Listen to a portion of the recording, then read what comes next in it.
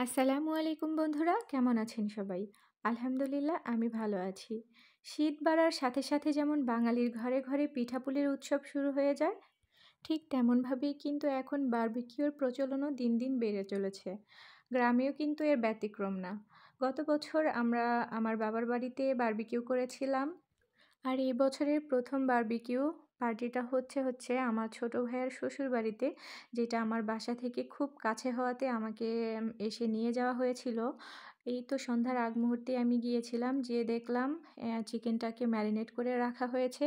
আর এখন হচ্ছে পরাটার যে প্রিপারেশন সেটাই নিচ্ছে। এই যে আমার প্রিয় আপু, পপি আপু।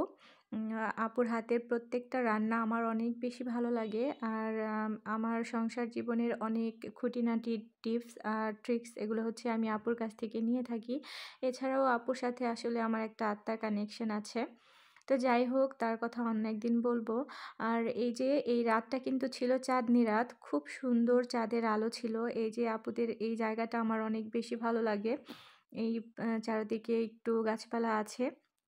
ওই যে পাশেই কিন্তু বারবিকিউ হচ্ছে মাটির চুলোর পাশে আরকি ফাঁকা জায়গা ছিল সেইখানটাতে।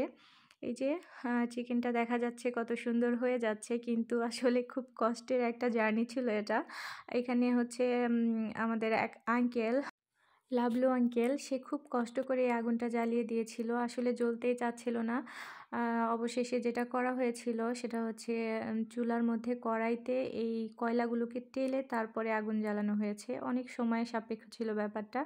এখানে হচ্ছে আমার আন্টি, আমার মাওই আরকি, সে এই যে গ্রিন সসটা বানাচ্ছে। এটা হচ্ছে ধনেপাতার সাথে সম্ভবত তেঁতুল, তারপর পুদিনা পাতা, রসুন।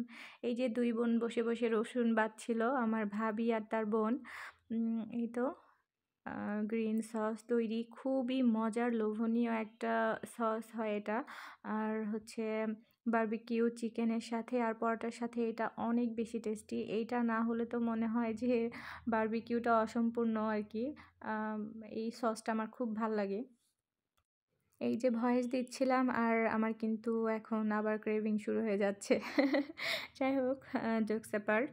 এই যে এখানে একটা একটা করে মানে দিয়ে তৈরি করে নিচ্ছিল। আ এক পিঠ হয়ে গিয়েছিল অলমোস্ট। এদিকে নানু হচ্ছে পরাটা ভেজে নিচ্ছিল। তো আ নানুকে আমি ক্যামেরায় নিয়ে নিয়েছিলাম। তারপর আবার অনেক দুষ্টুমি করলাম। যাই হোক, ওই পার্টটা আমি রাখিনি আরকি। আ প্রাইভেসি কনসার্ন। তো যাই হোক, আমরা সবাই একটু একটু করে খেয়ে নিলাম। কারণ বাসায় যাওয়ার তাড়া ছিল, আমি একটু আগেই খেয়েছি। এখানে হচ্ছে আমার প্রিয় ফাতেমা বা অর্ণা, ও আমার মেয়ে নুসাইবার সাথে নাচছিল। খুব আনন্দ হয়েছে আরকি, সবাই খুব আনন্দ করেছে। তো আল্লাহ হাফেজ।